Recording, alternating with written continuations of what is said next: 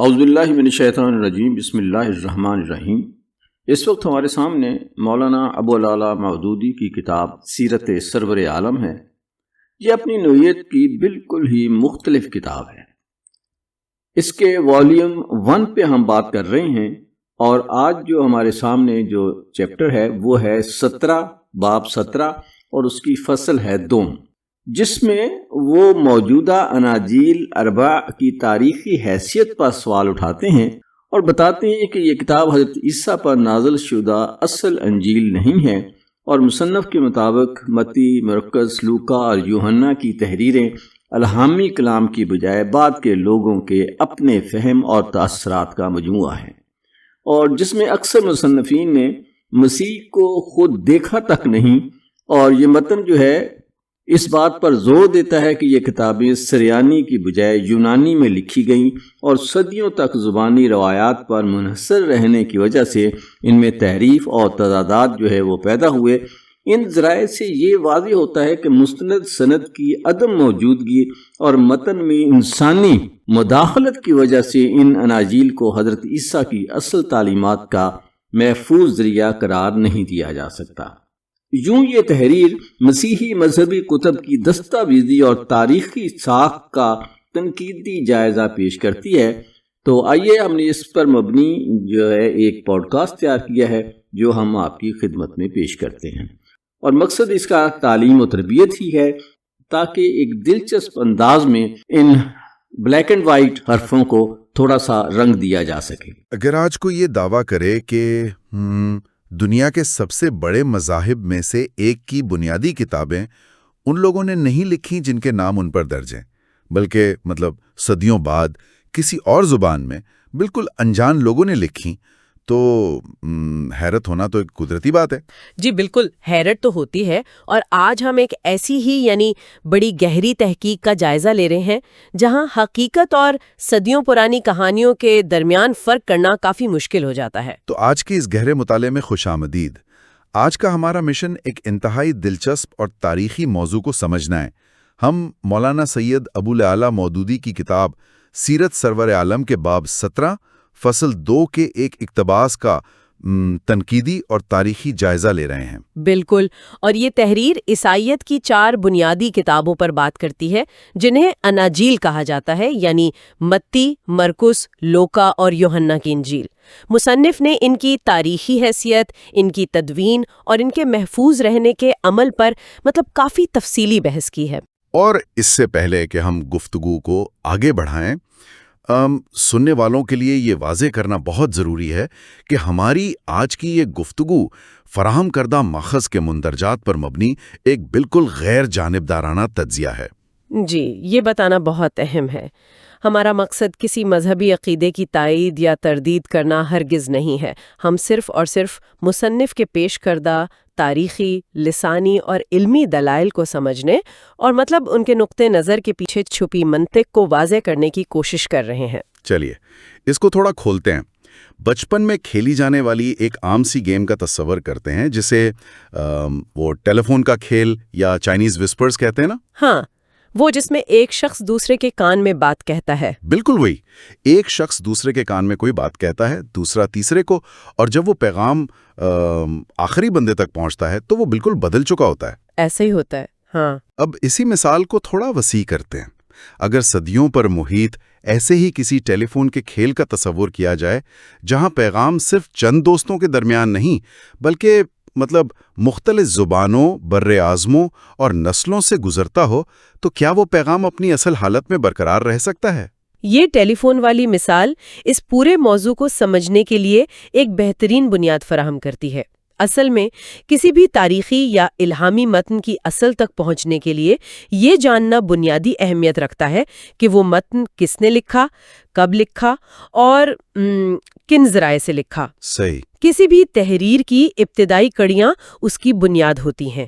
اگر ابتدائی کڑیاں ہی غائب ہوں تو پوری عمارت کا ڈھانچہ ڈگمگانے لگتا ہے، اور مصنف نے اسی بنیاد پر ان 4 کتابوں کا جائزہ لیا ہے۔ ٹھیک ہے، تو انفرادی کتابوں پر آنے سے پہلے ماخذ کے مطابق ہمیں یہ سمجھنا ہوگا کہ مجموعی طور پر ان کتابوں کی نوعیت آخر ہے کیا؟ متن میں یہ واضح کیا گیا ہے کہ موجودہ اناجیل نہ تو خدا کا براہ راست کلام ہے اور نہ ہی حضرت عیسیٰ علیہ السلام کے اپنے الفاظ ہیں۔ یہ ایک بہت بڑا دعویٰ ہے۔ جی ہاں، یہ ایک بہت بنیادی نقطہ ہے، اور اس دعوے کو مصنف ایک تقابل کے ذریعے پیش کرتے ہیں۔ مثال کے طور پر مسلمانوں کے ہاں قرآن کو براہ راست وحی کا مجموعہ مانا جاتا ہے، جہاں لفظ اور معنی دونوں خالق کی طرف سے ہیں۔ بالکل۔ لیکن جب ہم موجودہ اناجیل کی بات کرتے ہیں تو مصنف کے مطابق یہ کتابیں دراصل حواریوں یا حواریوں کے شاگردوں کی لکھی ہوئی سوانح عمریاں ہیں۔ ان مصنفین نے اپنے اپنے علم، اپنی یادداشت اور فہم کے مطابق حضرت عیسیٰ علیہ السلام کے حالات اور ان کی تعلیمات کو جمع کیا۔ اچھا، ایک سیکنڈ، میں یہاں ایک تنقیدی سوال اٹھانا چاہتا ہوں۔ اگر یہ کتابیں سوانح عمریاں ہیں تو اس میں حیرت کی کیا بات ہے؟ مطلب شاگردوں کا اپنے استاد کے بارے میں لکھنا، ان کے حالات بیان کرنا تو ایک عام سی بات ہے۔ صدیوں سے تاریخ اسی طرح تو محفوظ ہوتی آئی ہے۔ بالکل۔ مصنف اس چیز کو ان کتابوں کی استناد یعنی اوتھینٹسٹی کے خلاف کیوں پیش کر رہا ہے؟ آخر مسئلہ کہاں ہے؟ یہاں جو سب سے حیران کن بات یہ ہے کہ مصنف کا اصل نقطہ تاریخ نویسی کے خلاف نہیں، بلکہ کسی متن کی الہامی حیثیت کے معیار پر ہے۔ اچھا، وہ کیسے؟ جب کوئی متن براہ راست وحی کے درجے سے نکل کر کسی انسان کی ذاتی فہم اور یادداشت پر مبنی سوانح عمری بن جاتا ہے تو اس میں انسانی غلطیوں، بھول چوک اور سب سے بڑھ کر اس کے ذاتی خیالات کی آمیزش کا امکان پیدا ہو جاتا ہے۔ یعنی فلٹر لگ گیا۔ بالکل، فلٹر لگ گیا۔ وہ متن پھر براہ راست خالق کا کلام نہیں رہتا، بلکہ اس لکھنے والے شخص کی سمجھ اور اس کے دور کے ماحول کا عکس بن جاتا ہے۔ سمجھ گیا، متن اصل سرچشمے سے نکل کر انسانی ذہن کے فلٹر سے گزر رہا ہے۔ اب جب ہم یہ جان چکے ہیں کہ ماخذ کے مطابق یہ کتابیں انسانی فہم پر مبنی ہیں، تو آئیے دیکھتے ہیں کہ وہ انسان آخر تھے کون۔ جی، یہ جاننا بہت ضروری ہے۔ مصنف کے پیش کردہ شواہد کی روشنی میں ان چاروں کتابوں یعنی متی، مرقس، لوکا اور یوحنا کے اصل مصنفین اور ان کے لکھے جانے کے وقت کا جائزہ لیتے ہیں۔ سب سے پہلے بات کرتے ہیں متی کی انجیل کی۔ متن کا دعویٰ یہ ہے کہ یہ متی کی اپنی لکھی ہوئی نہیں ہے۔ بالکل، مصنف یہی بتاتے ہیں۔ اس کی ایسی ایک اصل کتاب تھی جس کا نام لوگیا تھا، لیکن وہ اب تاریخ کے اوراق میں گم ہو چکی ہے۔ درست۔ مصنف تاریخی شواہد کے حوالے سے بتاتے ہیں کہ موجودہ کتاب کا مصنف دراصل کوئی گمنام شخص ہے جس نے اس گم شدہ لوگیا اور دوسری کتابوں سے استفادہ کر کے یہ نئی کتاب ترتیب دی۔ اور یہاں ایک بہت بڑی نشانی ملتی ہے۔ اس گمنام مصنف نے کتاب کے اندر متی کا ذکر اس طرح کیا ہے جیسے کوئی تیسرا شخص بات کر رہا ہو۔ متن میں باقاعدہ لکھا ہے کہ یسوع نے آگے بڑھ کر متی نامی ایک شخص کو دیکھا۔ یہاں آ کر بات واقعی بہت دلچسپ ہو جاتی ہے۔ یہ تو ایسے ہی ہے جیسے میں اپنی خود نوشت یعنی آٹو بایوگرافی لکھوں اور کہوں کہ پھر اس نے میزبان کو دیکھا اور اس سے بات کی۔ بالکل، یہ کوئی سینس نہیں بناتا۔ ایک عام پڑھنے والے کے لیے بھی یہ ایک بہت بڑی نشانی ہے کہ اصل مصنف کوئی اور ہے جو فاصلے سے کہانی سنا رہا ہے۔ یہ چشمدید گواہ کا انداز نہیں ہے۔ اور اس کے لکھے جانے کا وقت کیا بتایا گیا؟ مسیحی علماء کی اپنی تحقیق کے مطابق یہ کتاب حضرت عیسیٰ علیہ السلام کے زمین پر موجود ہونے کے تقریباً 41 سال بعد یعنی 70 عیسوی میں لکھی گئی، اور بعض محققین کی رائے میں تو یہ 90 عیسوی کی تحریر ہے۔ 90 عیسوی؟ جی، یعنی واقعات کے گزرنے کے کئی دہائیوں بعد یہ پہلی بار تحریری شکل میں آئی۔ صحیح۔ متی اور مرکز کے درمیان شاید ہمیں کوئی بہتر سلسلہ مل جائے۔ آئیے دوسری کتاب مرکز کی طرف آتے ہیں۔ یہاں ماخذ کہتا ہے کہ مرکز نے خود یہ کتاب لکھی، لیکن ایک بہت بڑا لیکن ہے۔ وہ یہ کہ مرکز کبھی حضرت عیسیٰ علیہ السلام سے نہیں ملے تھے۔ بالکل، وہ خود ان گواہی دینے والوں میں شامل نہیں تھے جنہوں نے واقعات کو اپنی آنکھوں سے دیکھا ہو۔ متن واضح کرتا ہے کہ مرکز دراصل پطرس کے ترجمان تھے۔ وہ پطرس سے جو سنتے تھے اسے یونانی زبان میں لکھ لیا کرتے تھے۔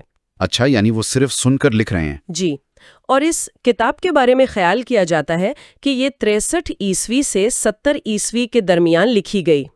یعنی یہاں بھی براہ راست مشاہدہ نہیں ہے بلکہ ایک چشمدید گواہ کی باتوں کا ایک مترجم کے ذریعے ایک نئی زبان میں منتقل ہونا ہے۔ متی اور مرکز کے بعد تو لگتا ہے کہ شاید تیسری کتاب تک آتے آتے کوئی براہ راست چشمدید گواہ مل ہی جائے گا، لیکن تیسری کتاب لوکا کا معاملہ اس سے بھی زیادہ پیچیدہ ہے۔ وہ کیسے؟ لوکا بھی کبھی حضرت عیسیٰ علیہ السلام سے نہیں ملے تھے، وہ سینٹ پال کے مرید تھے اور ہمیشہ ان کی صحبت میں رہے، لیکن سب سے حیران کن بات جو متن میں بیان کی گئی ہے وہ یہ ہے کہ خود سینٹ پال بھی کبھی حضرت عیسیٰ علیہ السلام سے نہیں ملے تھے۔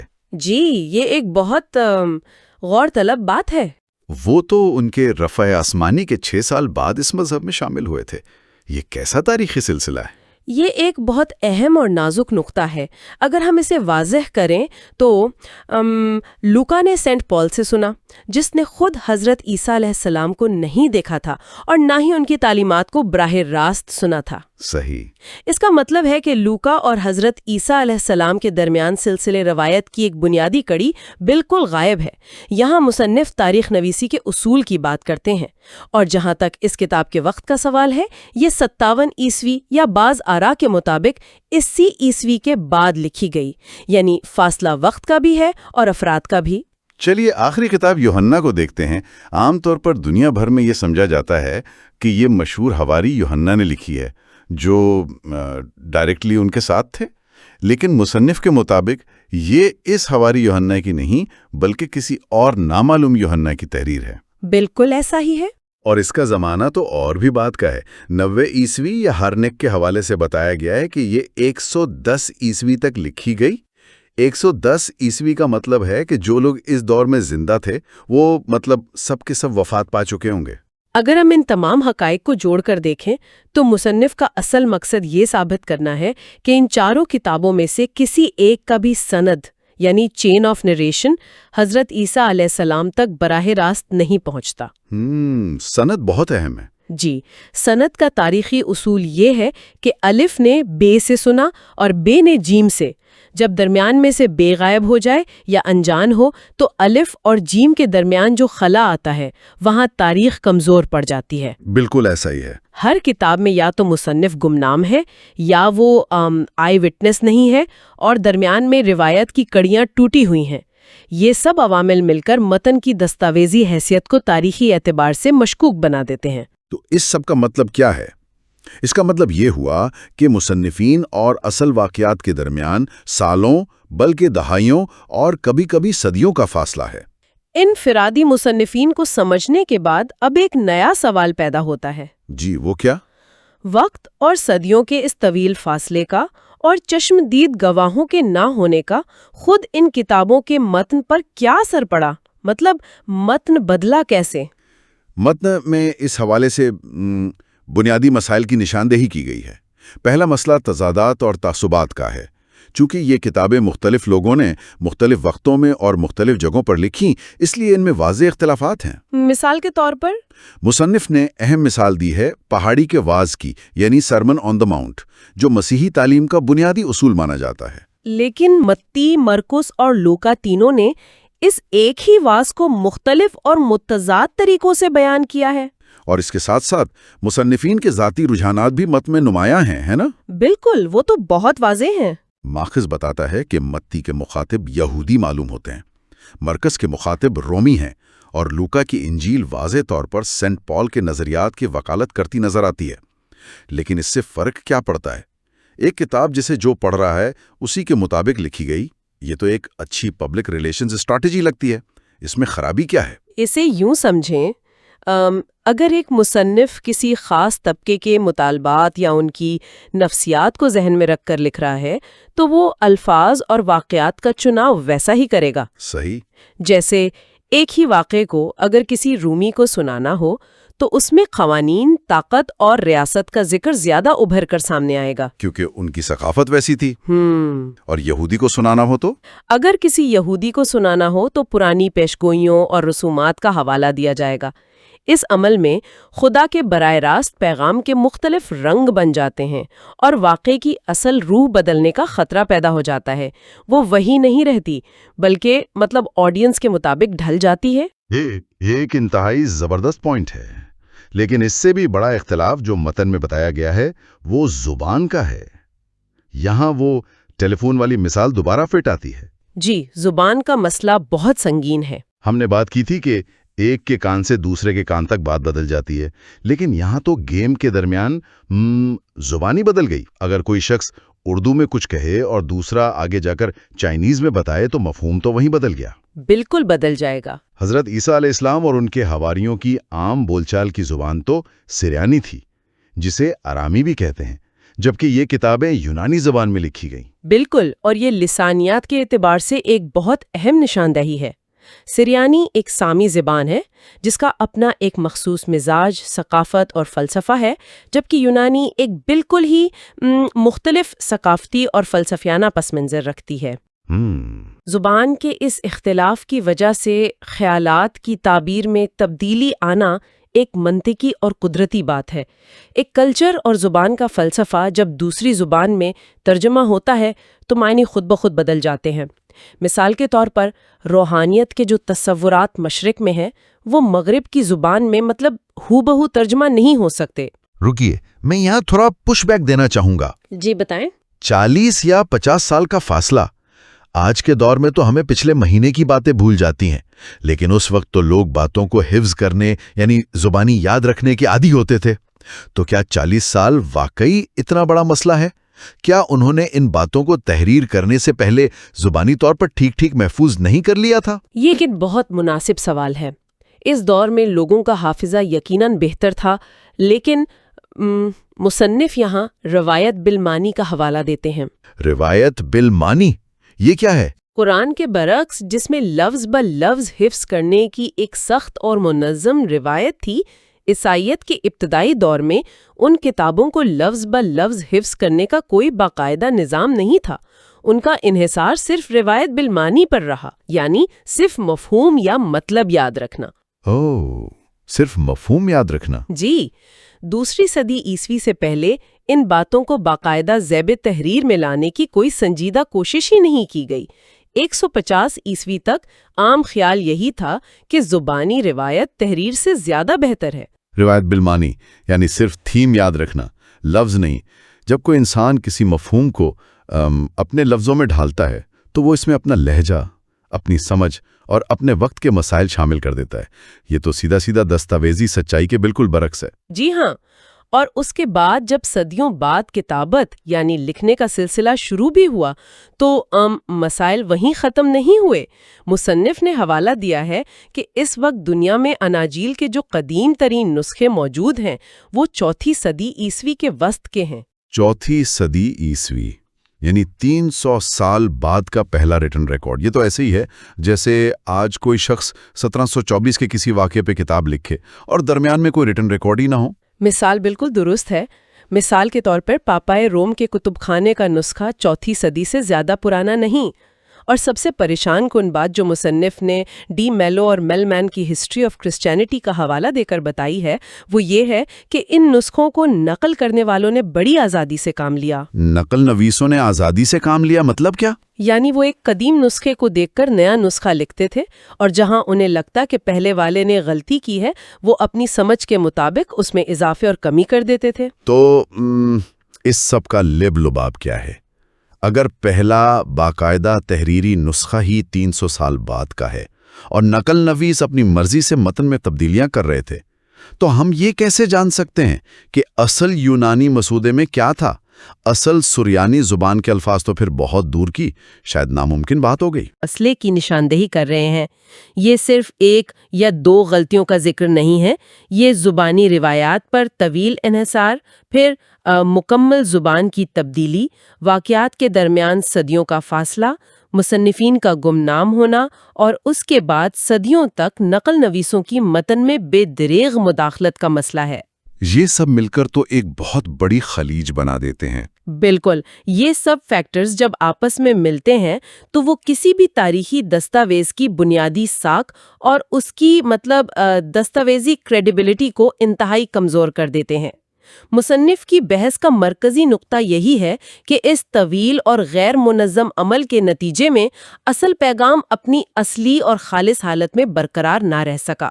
یہ واقعی ایک گہرا اور आंखें खोल देने वाला तज्जिया है।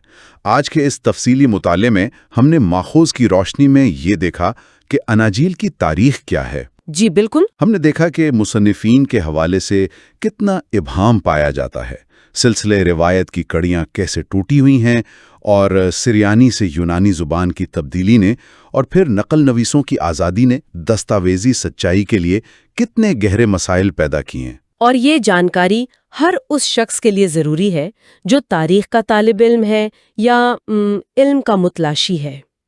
इस बहस से हमें ये सबक मिलता है कि तारीख की जांच पड़ताल में सनद यानी चेन ऑफ नरेशन और किसी मतन की असल ज़ुबान की अहमियत आखिर क्या होती है। बिल्कुल। बगैर इस सनद और हिफाजत के निज़ाम के तारीख और महज एक कहानी में फ़र्क करना नामुमकिन हो जाता है। तारीख शवाहिद मांगती है और जब शवाहिद सदियों तले दब जाएं तो सच्चाई को ढूंढना एक अजीम मुश्किल बन जाता है। बिल्कुल। और अब इस दिलचस्प गुफ्तगू को समेटते हुए मैं एक नए ख्याल पर बात ख़त्म करना चाहूँगा, जिस पर बाद में बैठकर गौर व फिक्र किया जा सकता है। जी ज़रूर। सोचने की बात यह है कि ज़ुबान सिर्फ अल्फाज का मजमुआ नहीं होती, बल्कि ये एक कौम के सोचने का पूरा अंदाज होती है।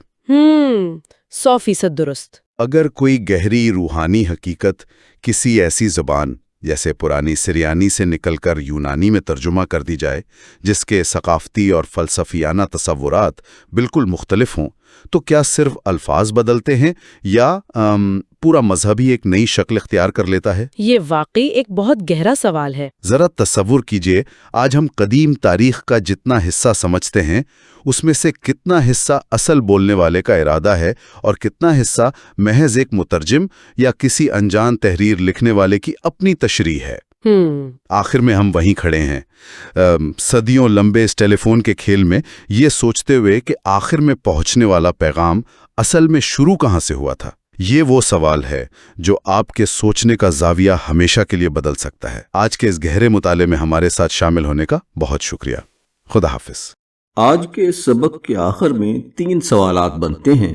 मौजूदा 4 अनाजील की तारीखी हकीकत और उनके मुसन्नफीन का तारुफ क्या है, अनाजील की ज़ुबान और उनके कदीम तरीन नुस्खों की सनद पर क्या इतराज़ात हैं, कुरान मजीद और अनाजील के दरमियान हफाजत और जमा और तदवीन का फ़र्क वाज़े करें। अल्लाह हाफ़िज़।